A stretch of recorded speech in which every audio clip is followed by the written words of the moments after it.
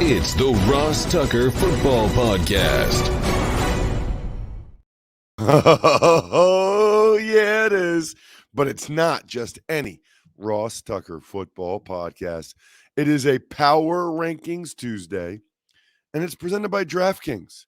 Of course, I'm Ross Tucker, former NFL offensive lineman, 5 teams, 7 years, once again coming to you live, kind of, from a hotel room in Green Bay before I finally head home after a long time away later on today.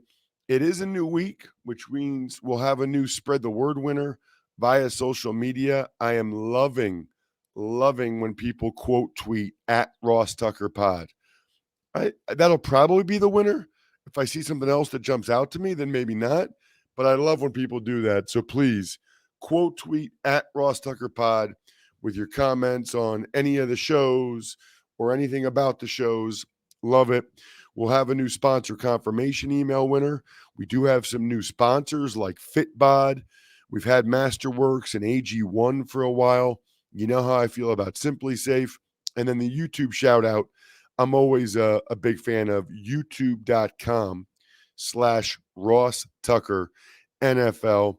Love getting new subscribers. Love getting new comments from you guys. It is awesome. Other than that, it's Big Show time. The Big Show. All right, Ross, we'll start with the game that you were at last night where the Rams were officially eliminated from playoff contention while Green Bay still keeping their hopes alive with a 24-12 victory at Lambeau Field. You know, it's not that far outside the realm of possibility that the Packers still make the playoffs. It's really not. I mean, it's, they're a game behind like the Lions and the Seahawks. It's only one game. It's not really that far. I got to say this first. Lambeau Field is spectacular. Absolutely spectacular. Everything about it. It is like all of the modern conveniences, but they kept everything historic. It feels like half the stands are filled an hour before the game because the fans want to get in there and cheer on every group as they come out for pregame warm-ups. It's just spectacular. The lighting in there is perfect. I don't know how else to describe it other than it is the coolest stadium in the NFL by a lot. And you got to go. And the people are incredible. I mean, even when they're up by 2 scores, 2-minute warning, nobody leaves. Nobody leaves. These people are incredible. They absolutely love their Packers. I hadn't been here probably, 4 or 5 years, and I missed it. I forgot how much I missed it. As for the food, they do it right, man. They do it right. First of all, they have a side station for brats and hot dogs. Then they have the best salad bar in the NFL. Last night they had chicken stir fry, chicken fried rice, loaded mashed potatoes with like bacon bits and cheese, sliced garlic ribeye. So good.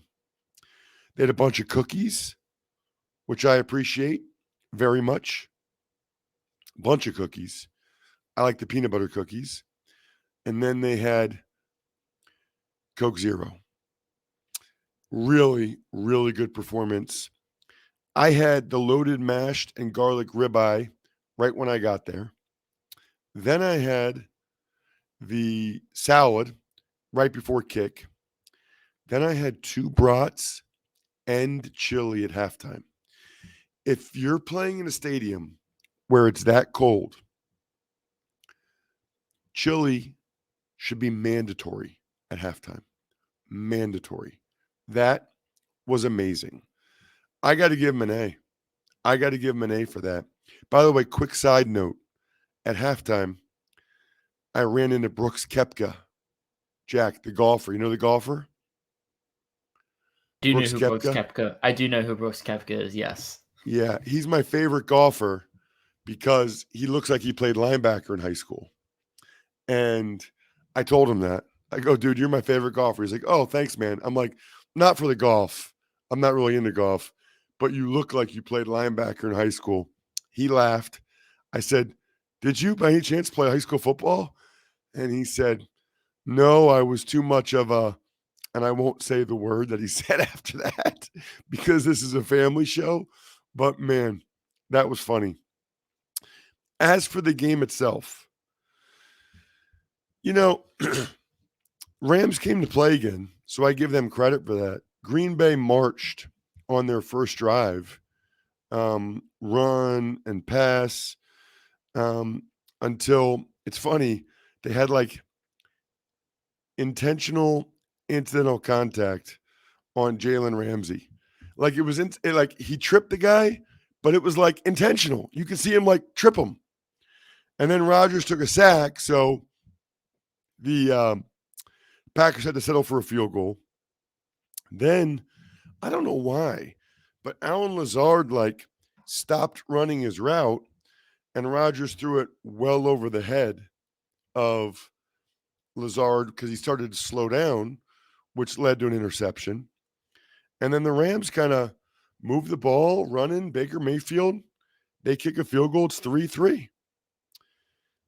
But then finally, on the second drive, Packers were really impressive, I thought, up front most of the game. It was a lot of A.J. Dillon. I think he had like 6 touches on the drive.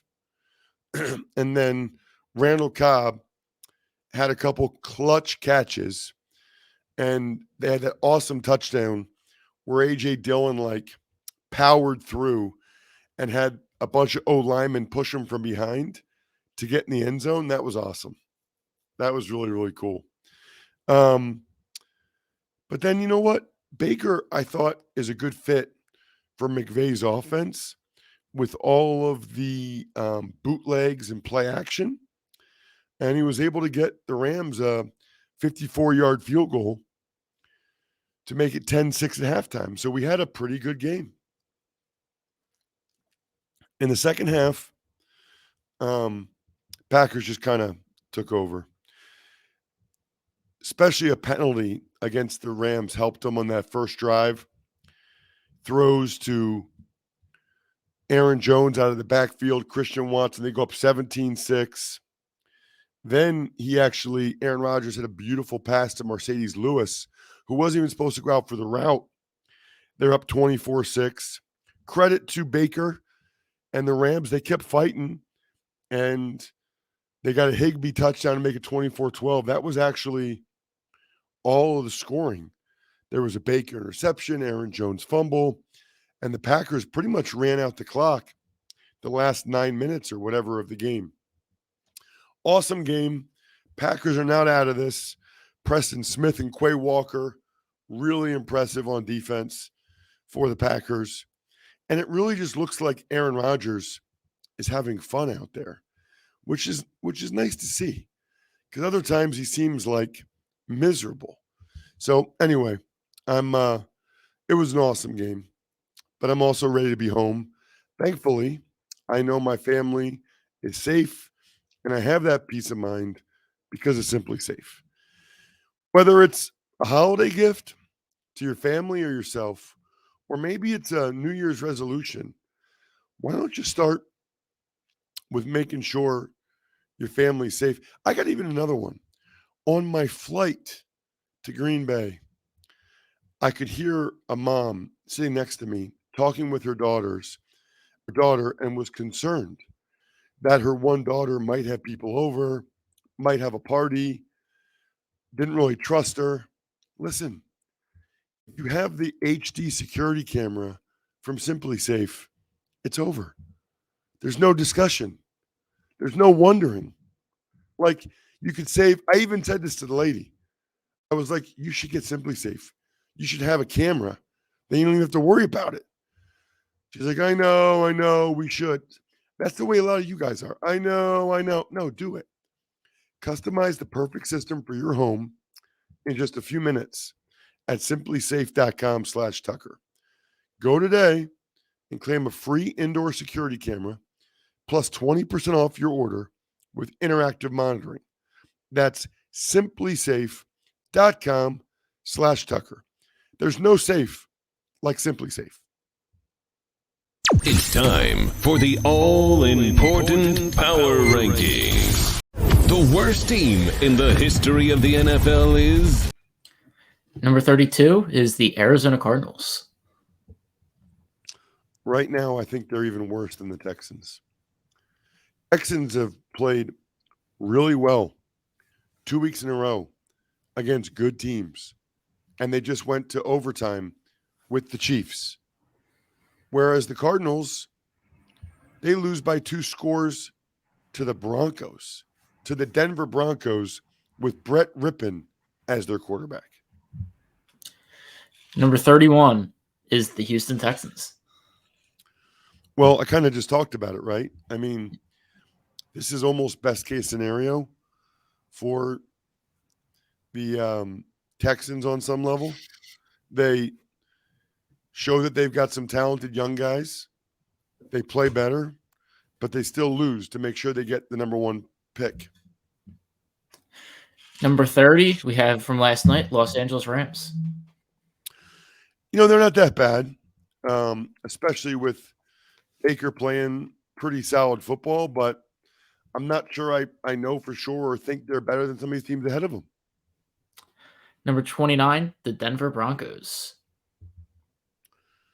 They got to win. Defense has been good all year, but they're still not a good team. I mean, they're still not good. Although, and it sounds like Russell Wilson will be back this week. Number 28, Indianapolis Colts. Well, I don't know what to say. I mean, I called the game on Saturday. In the first half, they look like a top 15 in the NFL. In the second half, they look like the worst team in the NFL. I mean, ultimately, the wild part about that is that they didn't even, like the Vikings didn't even get all the breaks in the second half, and they still came back. It's a bad team. Number 27 is the Chicago Bears. You know, I said this yesterday, Jack, and you watched them. They're frisky. I was most impressed by how hard they played and the fact that the Eagles' offensive line was not able to dominate in the run game. And they played pretty good coverage, actually, on A.J. Brown, Devontae Smith, considering it was basically single high safety middle of the field and man-to-man on the outside. Number 26, the Atlanta Falcons. Yeah, I mean, I don't even know what to say about them other than what I like about this team is they've been in like every game, which tells you they're not far away, and they've played a lot of rookies, and they're doing that now, Ritter and London and Algier. If Ritter is the guy, then, you know, they have a decent chance, right, to go ahead and really build around this group. Number 25 is the New Orleans Saints. Somehow, some way, they're still not out of this thing in the NFC South.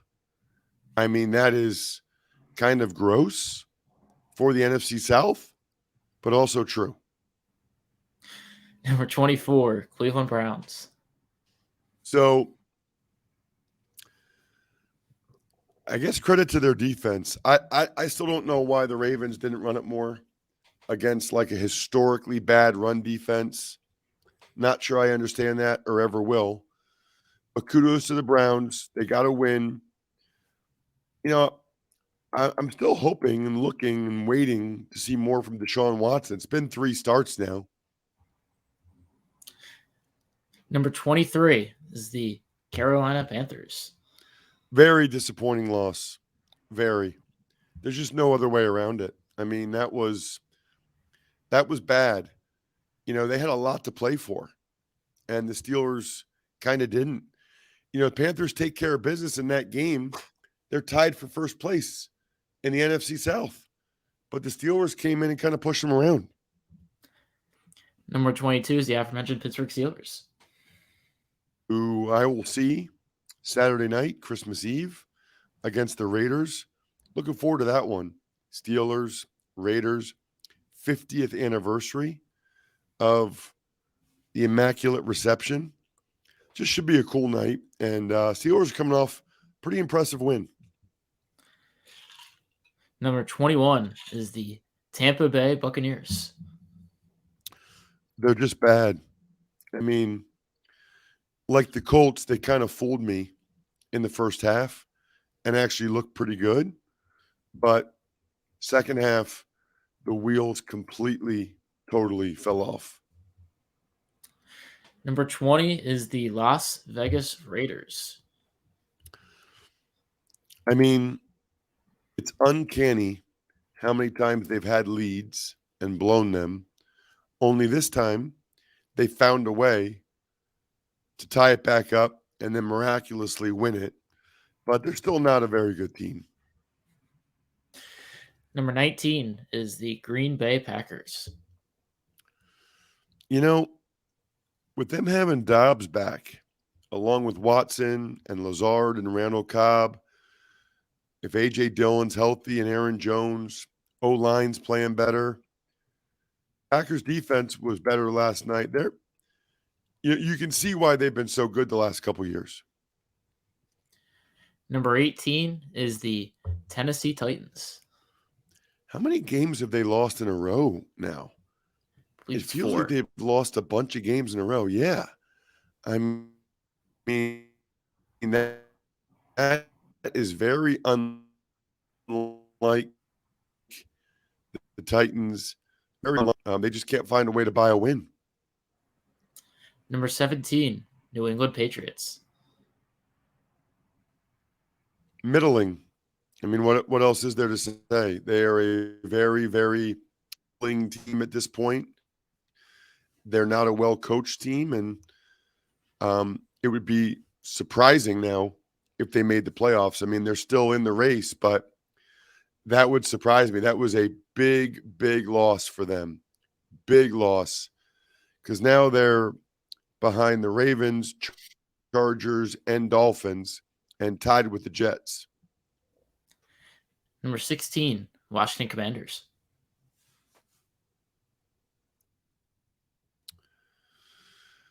So that was a bad loss. They got a raw deal on the officiating end of it late. The McLaurin one looks like a miscommunication, but the play after it was absolutely pass interference. What we were always taught is, play well enough so that it can't come down to the officials. And clearly, the Commanders were not able to do that. Number 15, the Jacksonville Jaguars. And I got them ahead of the Titans. And I feel like it would be fun to see the Jaguars in the playoffs. Like at this point, we've kind of seen the Titans in the playoffs. We kind of know how that'll go. I just think it would be great for their fans and also kind of entertaining to see Trevor Lawrence and the Jags in the playoffs if they're able to get it done. Number 14 is the Seattle Seahawks. Man, it feels like they had a bye. It's been so long since they played last Thursday night. That was a really back-to-back bad losses for the Seahawks. They were very much in pole position, to make the playoffs. And they're on a bad stretch here where they've lost 2 in a row, and now they've let the Lions come all the way back to tie them. And now the Packers are even kind of breathing down their neck a little bit. Number 13 is the Baltimore Ravens. Yeah. I mean, there's a couple things that could be said about them. It's just crazy how many leads they've blown this year. It's like that movie or that show, like he's just not that into you. The Ravens, unfortunately, just aren't that good. They're just not as good as I thought they'd be. Number 12, New York Jets. And, the Jets are not playing bad football. Even without Quinnen Williams, even without Mike White, they're right there. But 3 close games they've lost really heartbreaking fashion at the end. But they've been right there in all of them. And they've been against pretty good opponents, too. Number 11 is the New York Giants. Boy, that was an impressive win. And it was great for even money. Jack, I was up 10 units again this week. Again, dude. I think I'm up like 37 units for the season. And we'll obviously record Even Money podcast with Fezzik later this morning, really. But it's pretty incredible. Giants were able to get that win. Very, very impressive. I can't say that I thought for sure they'd get the win, but I mean, they got the better of the Commanders a couple weeks ago, so I don't know why people thought things were going to change so much. Number 10, Los Angeles Chargers. San Diego Superchargers, San Diego Chargers, San Diego. You know what the Chargers remind me of? What? Labatt Blue Light. Labatt Blue Light, for absolutely no reason whatsoever. I just felt like talking about Labatt Blue Light because football season means Labatt Blue Light. It's really hot sometimes in Los Angeles. There's no better way to cool down and watch the Chargers than with the pristine, I tell you, Canadian goodness of a cold Labatt Blue Light in your hand. Stock up. Be the MVP of your tailgate. Share a Labatt on game day with your crew. Always enjoy responsibly. Beer. Labatt USA, Buffalo, New York. As for the Chargers, see them in the playoffs. Obviously, Justin Herbert gives them a chance in any game they play. And back-to-back games that other years they would have lost. Close game to the Dolphins, close game to the Titans. Chargers took care of business. Good for them. Number 9, Detroit Lions. Oh, my gosh. I think my boy KJ, Christopher Jackson, who helps us with our web stuff, I think he's going to have a heart attack. Jack, I've been doing this for over 10 years. I don't think the Lions have ever been top 10. But what is there to say? I mean, I'm going based on how these teams would play right now in a best of 5 in my backyard. And right now, the Lions are better than these other teams.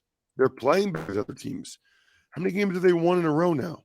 They've won 3 in a row, but it's like 6 of 7, with the only loss being that Bills Thanksgiving Day game. They're playing awesome. Number 8, Miami Dolphins. Miami Dolphins. Miami Dolphins going the wrong way. I will say this, though. Unlike the Chargers loss, I thought the Bills loss was actually encouraging for the Dolphins and something you can build upon moving forward. Number 7, Minnesota Vikings. The Minnesota Vikings. It's kind of weird that they won and it was epic comeback, but I don't know how to describe it other than I still don't think they are a better football team than the other 6, than the 6 that I think have a chance to go to the Super Bowl, which are the next 6. However, it should be noted as well that the Cowboys haven't been playing that great either. Number 6, with that in mind, number 6, Dallas Cowboys. I have no idea why people keep blaming Dak for that loss. That was not Dak. That was not Dak's fault. That was primarily the defense's fault that they weren't able to get it done, and or Noah Brown for the drop in overtime. But at any rate, it was obviously a devastating loss for the Cowboys, who are now highly likely to be the 5 seed and have to win 3 road playoff games, which, look, the first one is going to be at the NFC South team. So it's not like it's that bad. at least the Cowboys will be able to get a playoff win. Number 5 is the Kansas City Chiefs. So I dropped the Chiefs because I think these other 4 teams are better than them right now. Chiefs didn't look great in Denver. The Chiefs also didn't look great against Houston. They're not playing real well right now. The other teams are playing better. Number 4, Cincinnati Bengals. Like the Bengals. Boy, that was such an impressive second half. To be down 17-0 and come back to go up 34-17. Bengals have won 6 in a row and are looking real good. Number 3 is the Buffalo Bills. So the Bills still aren't necessarily like firing on all cylinders, but they've won 5 in a row. They have pole position right now for the number 1 seed, and they got to keep it because that remains a huge edge if they just had to win 2 games in Orchard Park. Number 2, San Francisco 49ers. Hard to argue with this right now, isn't it? I mean, the Niners are on an absolute roll. Brock Purdy or no Brock Purdy, they are playing as well as anybody. They've won 7 in a row, and they're now just kind of playing for playoff positioning. Russ's number 1 team, which is totally meaningless, but it's fun and will get many of you incredibly annoyed, is... Number 1, once again, is Philadelphia Eagles. Big news for the Philadelphia Eagles. Jalen Hurts has a sprained shoulder. It appears he's unlikely to play against the Cowboys on Saturday. The good news for Eagles fans and why they probably shouldn't be freaking out is he obviously stayed in the game and was able to stay in the game and play really well, with the throws to A.J. Brown, Devontae Smith. He even ran it after that, which shows he's tough as nails. But Sports Injury Central, Dr. Chow's 6 score, they think he has a sprained AC joint, which is like 1 to 3 weeks to let it heal. So I'd have to think that the Eagles probably will give him at least 1 week to try to let that thing heal. But they got to win another game. And they got to win one of these last 3 games. And you can't like take that for granted in the NFL. Other than that, obviously, they keep winning. They got a good team. Shout outs are in order. By the way, I think Gardner Minshew is going to go into Dallas and play his butt off.